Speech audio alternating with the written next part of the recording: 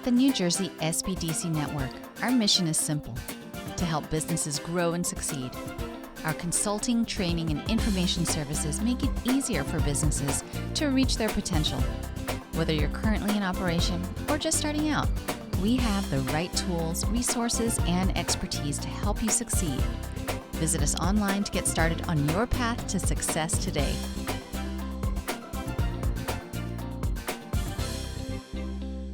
Pleasant good morning to everyone. My name is Takoa Bell. I am one of the event coordinators for the NJS BDC at Rutgers-Newark.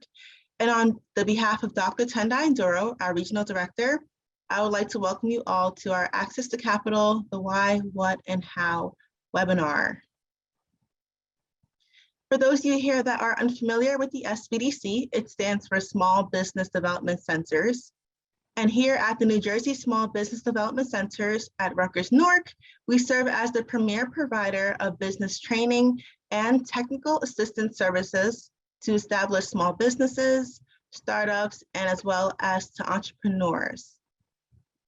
We are one of 12 centers in the NJSBDC network, and we service those in Essex County. Our center is hosted by the Rutgers Business School and funded through a partnership agreement between the Small Business Administration, Rutgers University, and the New Jersey Business Action Center. Now, our mission here is to help entrepreneurs as well as business owners start and grow sustainable, successful businesses through the delivery of one-on-one business consulting, training, and technical assistance programs. Now, all these services are provided to you at no cost and are paid for by your tax dollars.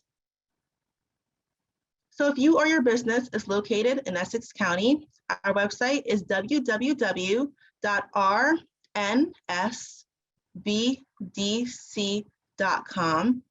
And on the top right-hand corner of our website, we have a button labeled Request Counseling. So clicking on that button will lead you to fill out some information about your business or your business idea, including the help you're seeking. And within 24 to 48 business hours, one of our consultants will reach out to you for an assessment.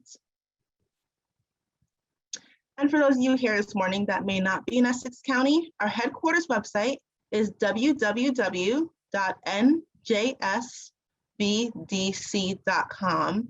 And on that website, you can go ahead and type in your county and it will refer you to your local SBDC office. For the benefit of everyone attending today's webinar, we will be taking questions via the chat and the Q&A feature here on Zoom. So please feel free to ask and post your questions, and we will do our best to respond at the end of the webinar. A copy of the presentation slides, along with a video recording of this webinar, will be emailed to you within 48 to 72 business hours, so that you'll have all this information to refer to long after the webinar has ended. It is now my pleasure to introduce to you our presenters for today's webinar, Jumoke Fagbayi-Boots and Jose Colon.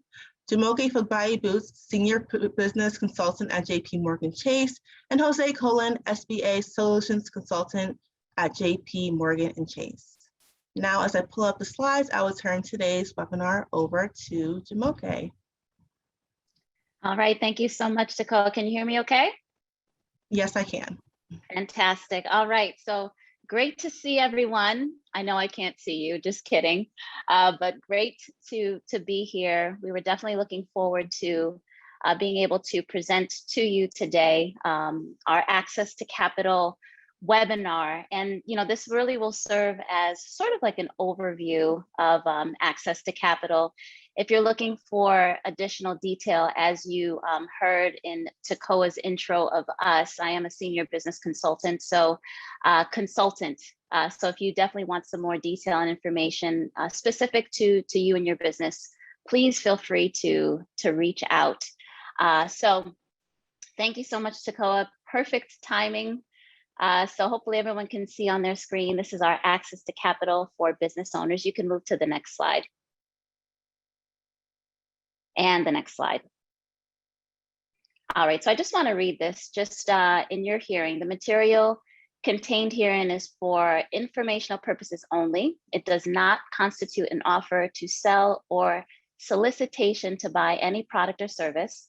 All extensions of credit by JP Morgan Chase Bank NA or its affiliates are subject to the credit approval process of JP Morgan Chase Bank NA. JP Morgan Chase Bank NA is not offering tax or accounting advice. We recommend you consult with your tax or accounting advisor. So you can move to the next slide. All right, so let's dive in. Some of the goals of this presentation are really learning, number one, learning why credit solutions are valuable tools for you as business owners to manage cash flow and fund business growth. Number two, understanding the why of cash flow management and why it's vital to business success. And then identify the range of credit solutions that can help you meet both short and long-term financial needs. And so those are going to be the goals of our presentation. So by the end, you should be able to at least be armed with the initial steps of being able to understand those pieces. And really, credit solutions are a strategic leveler. So if you look at one business versus another, credit solutions can really help level the playing field in your business. And that's going to be our goal for today. So you can move to the next slide. So first, business strategy for credit. Good credit strengthens your ability to borrow and provides access to working capital. So you can go to the next slide, and I'm going to tell you a little story. I love stories, and I think whenever we tell a story or even sing a song, it's easier to remember. So this story is about two donut shops, and that's how I'm going to explain business strategy for credit. So credit solutions as a tool for managing cash flow. So you got donut shop A and donut shop B. One says, you know what? I think I need some credit so that I can help manage the cash flow in my business. Donut shop B says, I just want to jump in. I just want to get started. So let's move on in the process. Cash flow management is key to business success. Donut shop A, all of a sudden, something breaks down in their shop. Now, they're the ones that have the credit, right? Something breaks down. Oh my goodness, we're not going to be able to open tomorrow. What do? I have my line of credit. I have some credit solutions I put in place before this started. So I'm able to access some funds so I can fix it and be able to open tomorrow. Donut shop B, they didn't do that. So they didn't have the cash, they had to close for a little while, so they lost out on business. Moving forward, credit options support a variety of specific business needs. So as I used in that comical, well, I don't think it was too comical, but in that example, it supports a variety of business needs. So in this particular instance, it was just to purchase some equipment that had broken down, but it can be used for many, many different reasons. And that helps you to strategically level your business. That's just one specific way. And you can then call yourself a savvy business owner. So we can move to the next slide. So what are some initial credit considerations? You can move to the next slide. So we're going to go over 4 pieces that you should be looking at as a business owner. We got economy, operations, industry, ownership, and management. So when it comes to economy, excuse me, some questions is, how's the current economy impacting your business? As the economy changes for better or worse, how is your business impacted and how are you prepared to address it? So these are some questions from an economic perspective that you want to be able to answer as the business owner. Let's move to industry. What are the current trends? Over the last 3 years, what's been going on in my industry? Who are some of my competitors, customers, also suppliers? So that gives you an idea of what's going on in your industry. And again, it'll help you when it comes to the credit piece. Operations, what changes have you made to the operating model in the last 12 months? Or what do you plan to make in the next 12 months? This is really key because as you create your business plan and you have a plan for the future, you'll be able to know, well, how much credit do I need? What type of credit do I need? So understanding the operations and the plan and the model is really going to help you with that. And the last one is ownership and management. So understanding what some of your competitive advantages are, Why do your customers do business with you maybe versus somebody else? How will you pay the financial institution or wherever you get the lending? How will you pay them back? And why should whomever you go to lend that money to you? So if you're able to have some of these, and of course there are other considerations, but some of these considerations readily available to give an answer, then you're definitely in a good place to start. We can move to the next slide. Now I want to touch on the 3 C's of credit, and we can go to the next slide. I absolutely love this. I remember when I first started learning about credit, I remember someone saying the 3 C's of credit. I'm like, what in the world is that? But when they explained it to me, I understood and I was like, that makes so much sense. So 3 C's of credit: character, cash flow, and collateral.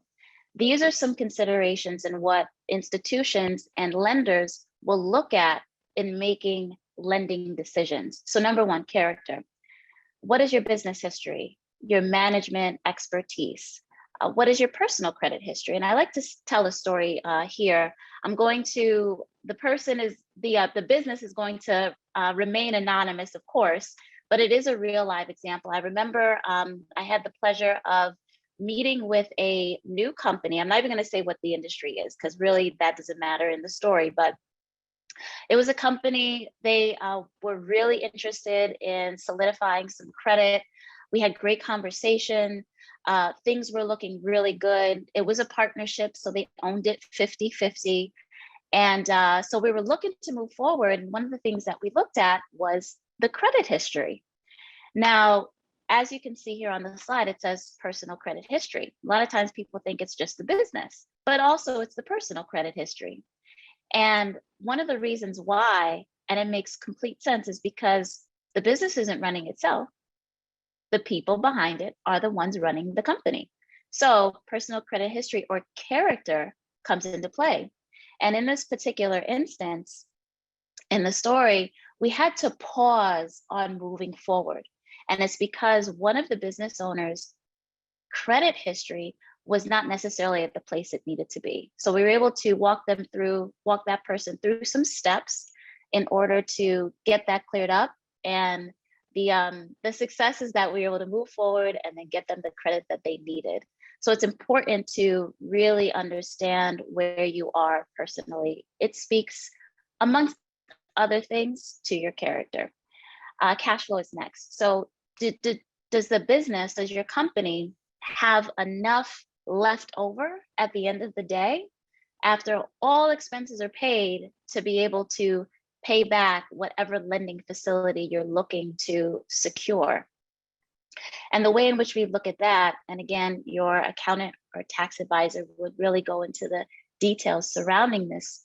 But one of the things that we look at is your net income, and that's really just after your revenue and all your expenses, or your sales and all your expenses are paid, at the end of the day on your tax returns, what's left over.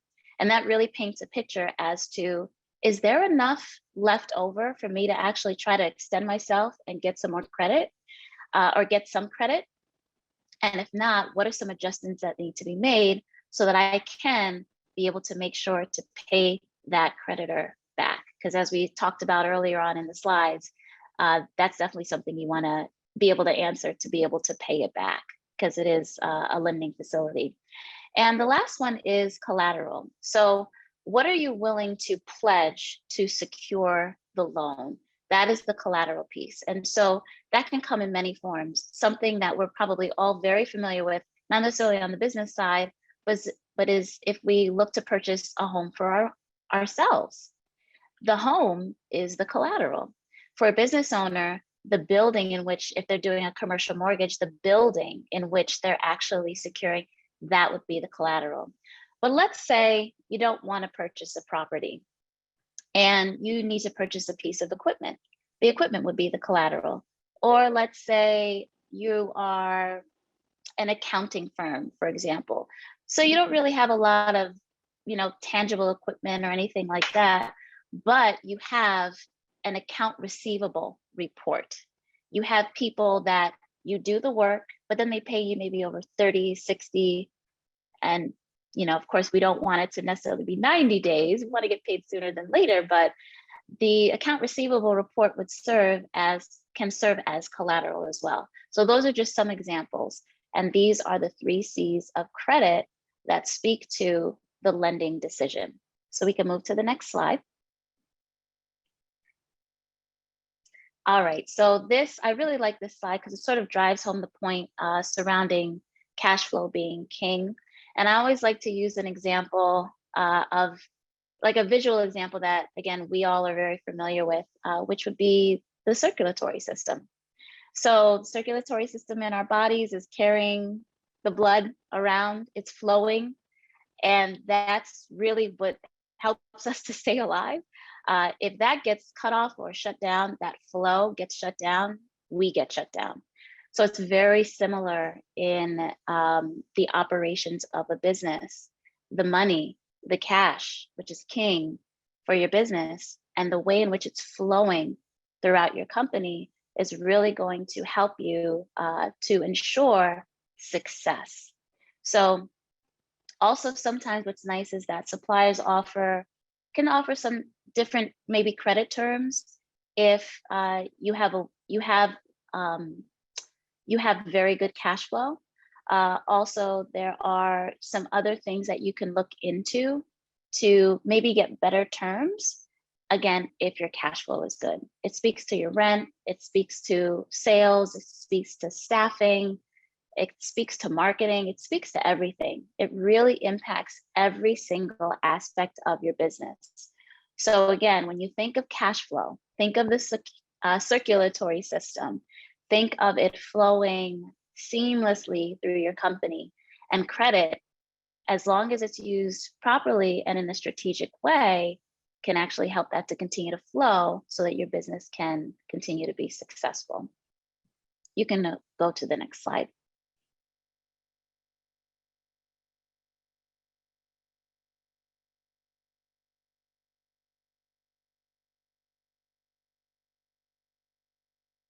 Oh, it wants that. Oh, wonderful.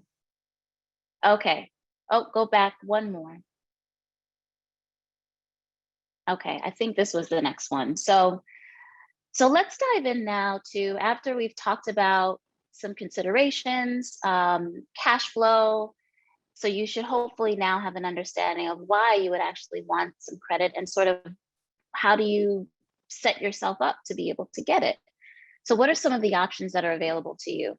The first would be a business line of credit. I touched on it a little bit with the donut shop example. But basically with a line of credit, it is really for short-term use. So it's not, again, for anything long-term, something maybe 30, 60, 90 days where you have access to a line of credit. So sort of like a credit card. However, the difference is that you actually can get the cash. It's typically at a more favorable rate. And it revolves just like a credit card does. But again, it's a different structure. And you would use the funds. And the idea is the funds are used for something that you have to outlay cash before you actually get paid back from your clients. So that would be the business line of credit. So again, short term. And again, it revolves over time. And it can start as small as, $10,000. I've even seen other places where maybe it's $5,000. So it can start small and it can go upwards to millions of dollars. It all depends on what it is that the business needs, what makes the most sense, and if a line of credit is really the facility that you want. The next would be a business term loan. So a term loan is, and I'm sorry, let me go back to the line of credit. Also, the line of credit is, like I said, it's revolving and it's not fixed. So when you are paying it back, you do have the option to pay back just the interest for a little time and a small part of the principal, but then eventually you're going to want to pay, like let's say you borrowed $10,000 from your line of credit, and for the next 2-3 months, you're just paying a small amount of principal and then the interest back. At the end of those 3 months, once you get that money back in, then you're going to just pay that lump sum back to the principal and it goes back to having the full amount available. So it's a little different.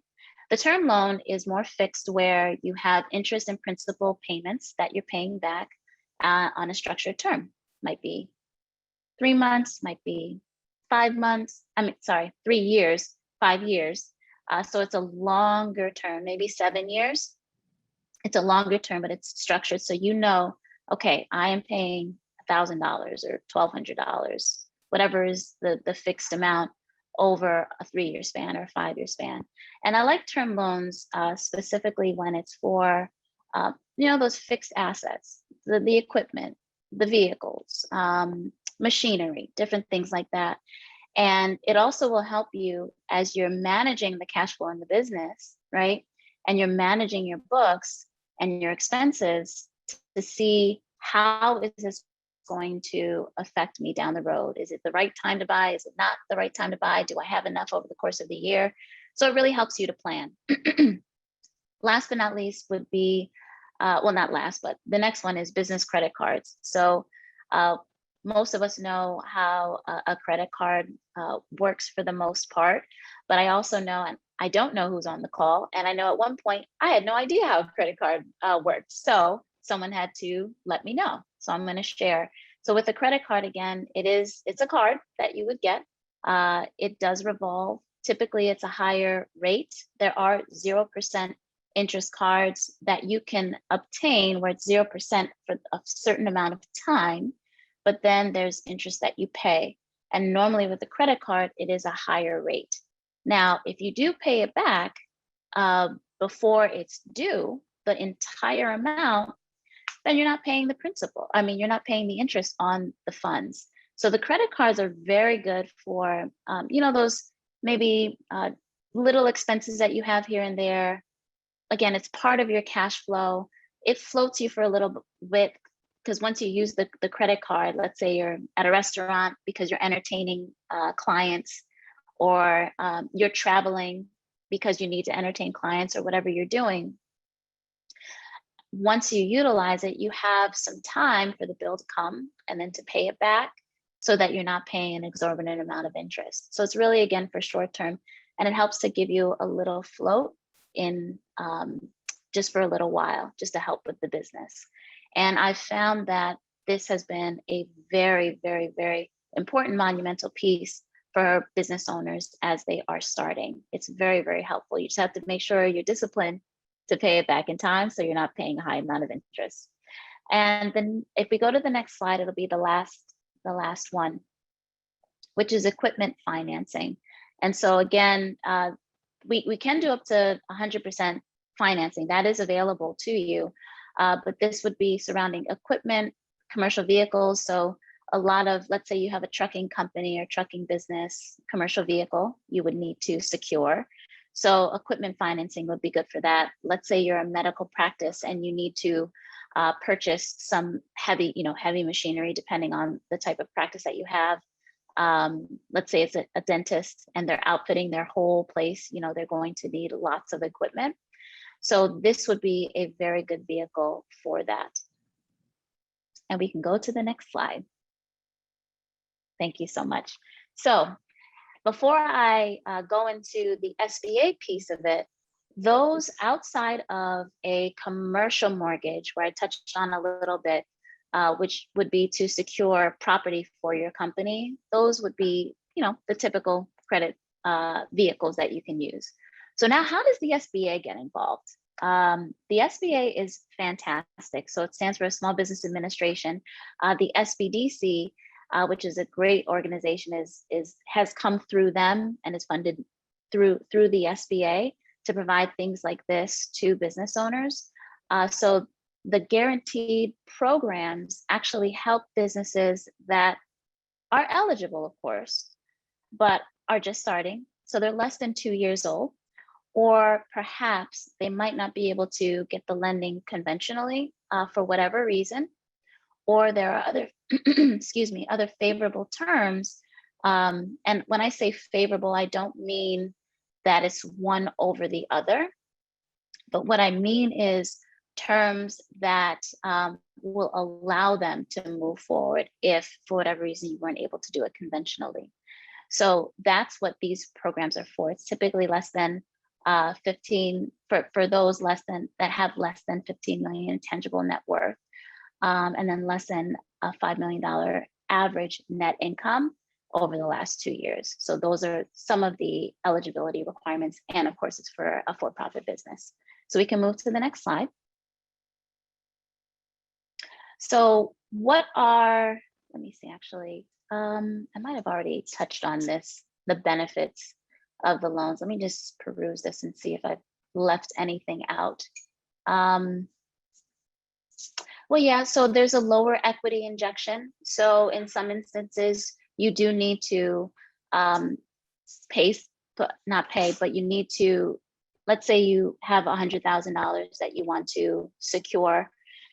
But the institution is looking that you put in, let's say 25%, so $25,000 you would need to put in before they do the rest and fill in the gap. So with SBA, there are perhaps lower equity injections that you would need to make. So that's an example. Also, there are SBA fees, which typically can be financed within the loan, which is very good. So those are a couple of things. I already touched on the 2 years and things like that. So we can move on to the next slide so we can get into the different types of SBA loan programs. So we're going to go real high level on this. What's beautiful is that, well, I'm going to say it this way. So it's beautiful that concessions have been made, but what precipitated the concessions, being the pandemic, is not the beautiful part. However, some concessions have been made through the CARES Act. And so I'm going to speak real high level when it comes to these programs because the SBA has adjusted some of these things. So we have the Express, we have the 7A, and we have the 504. So for the Express, this is for the borrower who needs funds to expand, maybe purchase another business or manage cash flow, and they're looking for a lower amount of funds. For the 7A, it's a borrower who needs funds to expand also. Again, purchase another business, manage cash flow, so very similar. But the difference between, one of the differences between Express and 7A is the amount. It'll go up to a much higher amount, as you can see. Also, another difference is that with the 7A, it would be a term loan facility, whereas the Express, you have a line of credit or a term loan. And then the last one is the 504. So this would be the borrower who plans to expand the business through land or building acquisition, construction, and maybe heavy equipment financing. So the 504 is where we would work with the SBA. And it wouldn't just be the SBA, but it would also be the financial institution, the lender that you would be working with. But we'll get into the breakdown of that as we continue on. So with 504, there's no maximum. Again, this is a term loan. So I'm not going to go into the term details and the structure and things like that, because again, those things have been adjusting. Just want to keep this very high level. But if we have a one-on-one conversation, then we can go a little bit more into detail. And then at the end, we'll have some Q&A. We have our specialist, Jose Colon, our SBA specialist, that will speak on those things if you have some questions. So we can move to the next slide. Thank you much. So here's an example for the SBA Guaranteed Loan Program. Let's say an established bakery, not a donut shop, but a bakery. They wish to purchase additional equipment at a cost of $200,000. So just based on what we've talked about, an Express loan would work perfectly for this particular client. You can move to the next slide. Now let's say it's established business and they want to purchase a competitor business. So they're doing like an acquisition loan. The contract price is $400,000. So with this, because it's a higher amount, then the 7A program would work best for them. Again, this is a much higher level, so it goes past the Express. So you want to do the 7A program. But again, as you're working with your consultant, as you're working with your financial institution, as you're working with your SBA officer, they would be able to guide as to the different options available. So you don't have to be an expert. You just have to have a good team of experts, which is, this is one of them right here through the SBDC. And then we can go to the next slide. And example number 3, so an established business wants to purchase real estate that is currently renting. They want to purchase the property for $1 million. And so depending on the type of business that you have, depending on where you are in the stage of your business, purchasing a property could really save you a lot, especially if you're paying rent. So this right here is a fantastic, phenomenal option for business owners once you're ready for it. It's a 504 program. So you plan, again, to expand your business through land or a building acquisition. It's different than with investment property, so a little different, but you're going to be occupying the space with your company, and it just makes sense to move forward. So that would be the 504 program for this type of need of this particular type of business owner. And we can go to the next slide. And this slide is really to illustrate to you, like I talked about before, how the 504 breaks down. How does the bank get involved? How does the owner get involved as the business owner? How does the SBA get involved? And then CDC, which is really just a community development corporation. How do all of these things work to help you to acquire some property? So the way in which it would work is that 50% would be provided to you through the bank. Now, all of this, as I'm breaking this down, even though it's broken down into the 3 pies, it would still be one facility. So it's not like you're paying this person and that person over here and all of that stuff. It's one facility, so very easy to manage. But the way it breaks down is, the bank is putting forward 50%. The SBA or Community Development Corporation, 30 to 40%. And then the owner's equity, 10 to 20%. And again, keeping this very high level, as I mentioned before, because of the CARES Act and a couple of adjustments that were made, there are some other concessions to go perhaps a little lower. And as you can see, additional owner's equity can be plus 5% in special purpose real estate or if a startup business. So there are a couple of concessions, but again, as you speak with somebody one-on-one to the specific needs of your company, then you'll be able to determine what is best. But this right here is just an overview of the breakdown of the structure of the 504 and how it would work as far as where the money is actually coming from for you to move forward. And we can move to the next slide. And I believe, yep. So I was pretty sure that was the end. So that really is the, this is the last slide. So we are definitely committed as an institution. And then of course, the SBDC of course is committed to helping you to move your business forward. There are a lot of different tools that are available to you. As mentioned in the beginning, and I mentioned throughout, I'm a senior business consultant with JP Morgan. So if you want to get some additional detail, talk specifically on this or some other things surrounding your business, you can by all means reach out. There's no charges or anything like that for consulting. And then also the SBDC has services as well, and these fantastic seminars for you to learn. So I am going to wrap it up now. Thank you so much for listening. Hopefully it was helpful to you. And I guess right now we will turn it back to Koa for some Q&A. Unless, I'm not sure, Jose, if you are audible, are you able to, if you speak, will we hear you? I know we were having a little bit of technical difficulties. Yes. Are we still okay. I'm not seeing him in the attendee list, but Jose, if you're here, please feel free to send us a chat and I'll go ahead and allow you to talk. Okay.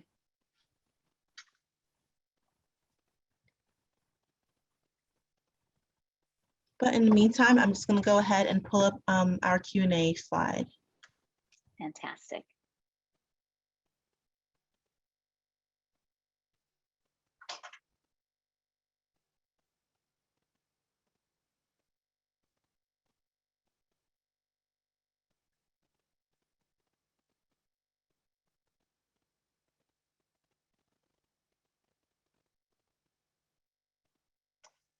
Okay, so yes, so Jose is actually speaking, but we can't hear him. Ah. And again, it's a technical world. We're in a Right. virtual world. Things just don't always work the way they want, Right.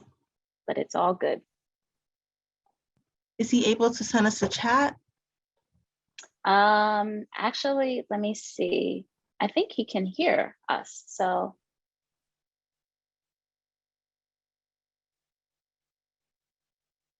Oh, yep, there you are. Okay, so I'm gonna allow you to talk, Jose. Give me a second. Let me pull you to panelists.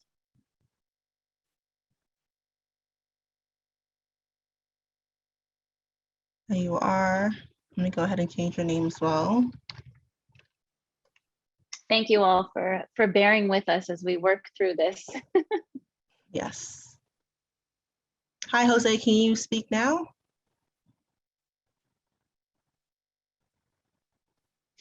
Yeah, we're not hearing him. Nope. Okay, that's fine. Mm-hmm. And I see it's unmuted and everything. So Yes. if it does work, Jose, I know you can hear us. Then feel free to interrupt, but we can move forward. And I guess if there are any questions, let's see. I think if there are any questions, please. Yes, so if you have any questions, feel free to put it in the chat or the Q&A feature here on Zoom.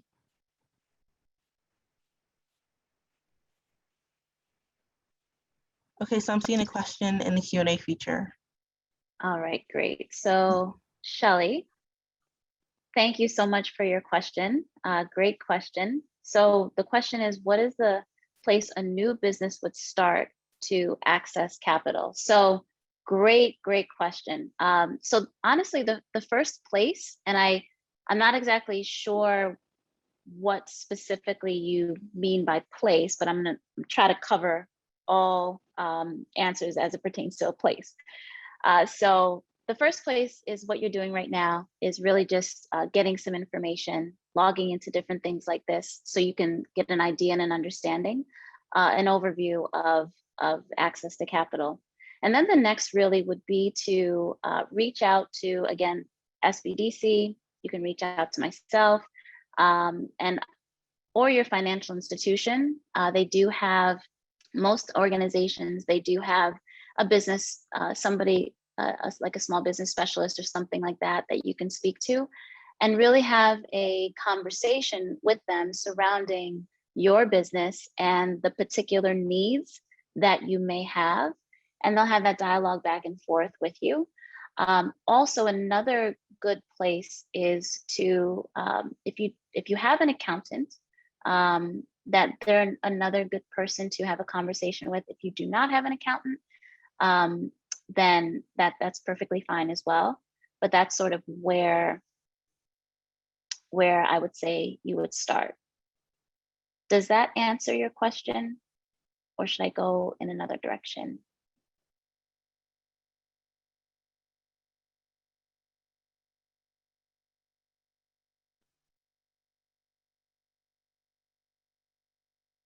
She said yes, thank you in the chat. Oh, good. Okay. Mm-hmm. I got to get used to going back and forth between Q&A and chat. Right.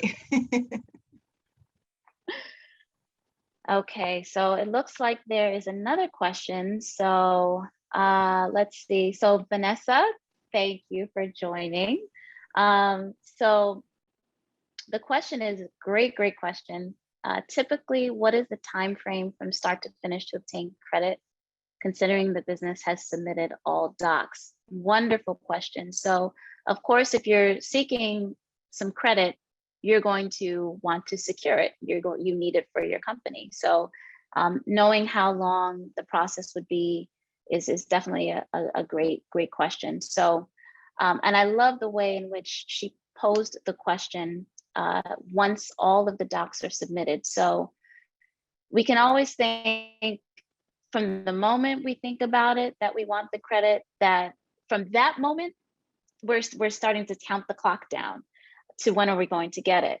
But those things, as far as with start to finish, really begins once you know what you need, you've had the conversations, all of that stuff really begins once the entire financial package is what we would call it, or the documents, which would include your tax returns, maybe some other details, a P&L, a balance sheet, an AR report, depending on what you're looking for. Once all of that is combined and received, and you have what we would call a full package, then it would be sent to underwriting to determine if we're able to offer the lending facility.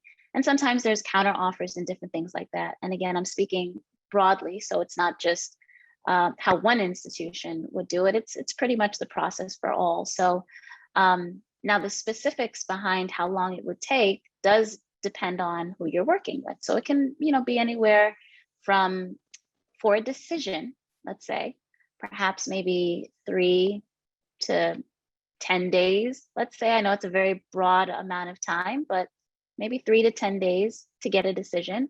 And then once the decision is made, let's say it is approved, and you're able to move forward, then there's some other pieces that need to be gathered so that all of the documents, the closing documents and things can be formulated.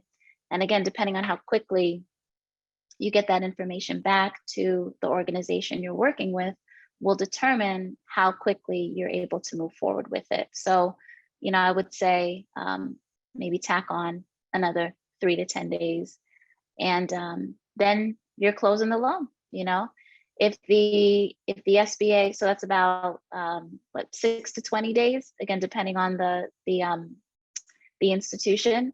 And if you're working along with the SBA, there's an additional SBA backing that needs to go forward. So that would maybe tack on another 7 to 14 days, perhaps. But again, if you're getting documentation back fast, then the process goes a little faster. For commercial loans, so if you're doing a property, there's a little bit more involved, so the process would be a little bit longer. But hopefully that answers your question surrounding the timeframes. Well, we can get into more detail if we talk one-on-one. Great question.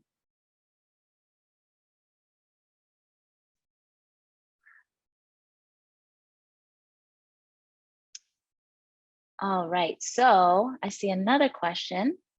What's the average credit score to have a secure, to secure a business loan?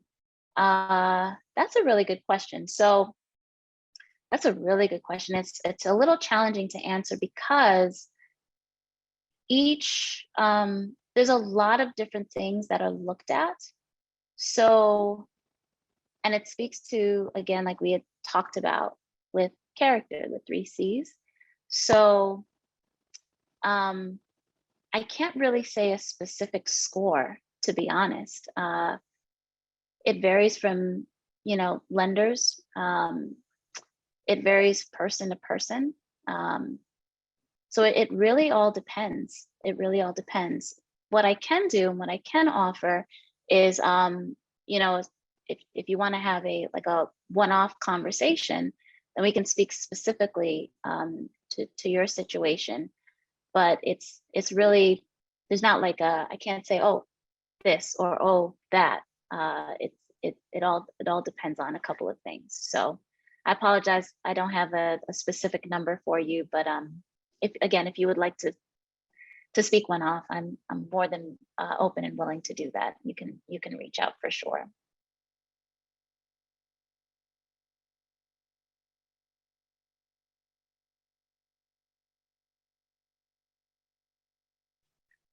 All right, so let me see if there are any other questions. I see something in the chat.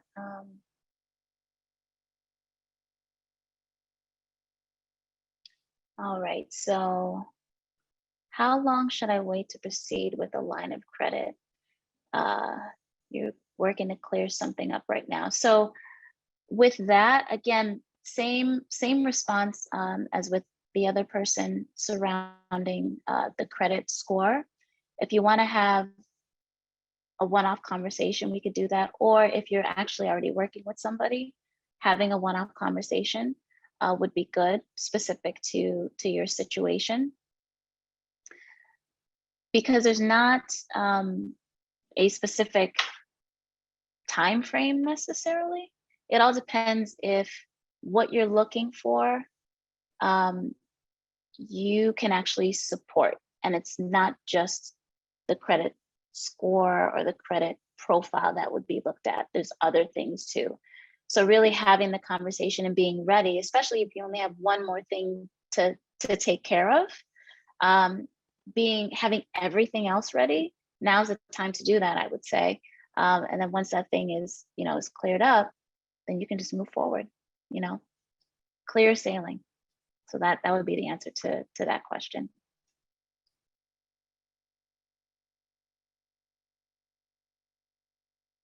Any other questions?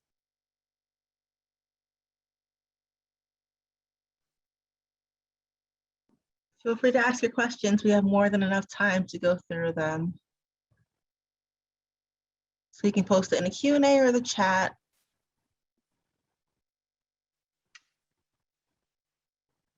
And if there aren't any questions, that's also okay too. Hopefully it was thorough enough for you to get the information that you needed. I do see another question. Okay. All right. Okay, yes, we could definitely do that. So let me, I guess what I can do is let me share my contact information, because the question was surrounding having a one-on-one session. So if that is something that you would like to do, let me ask you, Tako, would you want me to share my contact information in the chat, or do you want them to contact you and then you give it to me? How would you like to proceed? Either or, whichever works best for you, Jumoke. You can go ahead if you would like. I can take the questions if you're looking to speak one-on-one with Jumoke. You can use this link here on the screen, www.rnsbdc.com/contact. And there you can go ahead and let us know that you're looking to speak with Jumoke one-on-one, and I can go ahead and arrange that appointment with you and her. I think that'll be the best and easiest way. That would be perfect. Yeah, that would be great. And I'm looking forward to it. So I'm not exactly sure who would ask that question. I don't see the name, but I am definitely looking forward to it. Great job, Jumoke. Oh, wonderful, Jose, you're there. Great to hear your voice. Well, at the tail end, we finally figured it out. Right on time. This is right on time. You did a great job. You did a great job. Just kind of wanted to say a few words. Thank you, and thank you, Takeo, as well, for hosting the session. For everyone that can hear me, Jose Colon, as Jumoke mentioned, one of the senior SBA solutions consultants here at Chase. But quite frankly, the start is certainly with the SBDC. If you have an opportunity where you'd like to discuss a particular credit need, then the SBDC can certainly refer you to Jumoke. And if the need or the ask will be for an SBA-backed credit facility, whether it be an SBA Express, SBA 7A, or SBA 504, then Jumoke will certainly bring me to the fold, bring me to the conversation. I'll be more than happy for us to have that one-on-one with you, and we'll try to find the best way possible to assist you and your business. Wonderful ad, yes. And thank you so much, Jose, for being here as well. You're welcome.